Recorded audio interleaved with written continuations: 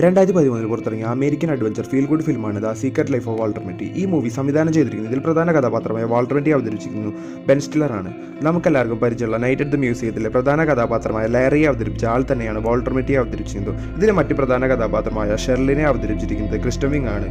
കഥയിലോട്ട് വന്നാൽ life മാഗസീനിലെ negative asset മാനേജറായി work ചെയ്യുന്ന ആളാണ് വാൾട്ടർ മിറ്റി. ധാരാളം പകൽ സ്വപ്നങ്ങൾ കാണുന്ന, ഒന്നിനും അധികം ധൈര്യമില്ലാത്ത, പ്രതികരിക്കേണ്ട സാഹചര്യത്തിൽ പോലും പ്രതികരിക്കാത്ത, കുറച്ചൊതുങ്ങി ജീവിക്കുന്ന ആളാണ് വാൾട്ടർ മിറ്റി.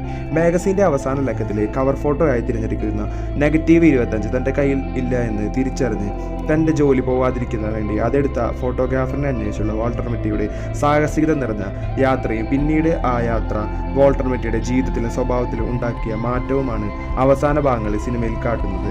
യാത്രകൾ നമ്മുടെ ജീവിതത്തിലും സ്വഭാവത്തിലും എത്രമാത്രം സ്വാധീനിക്കുമെന്ന് ഈ സിനിമ കാട്ടിത്തരുന്നു. നല്ല വിഷ്വൽ കൊണ്ടും ഫ്രെയിമുകളെല്ലാം കൊണ്ട് സിനിമ സമ്പന്നമാണ്. കണ്ടിരിക്കാവുന്ന ഒരു ഫീൽ ഗുഡ് മൂവിയാണ് സീക്രട്ട് ലൈഫ് ഓഫ്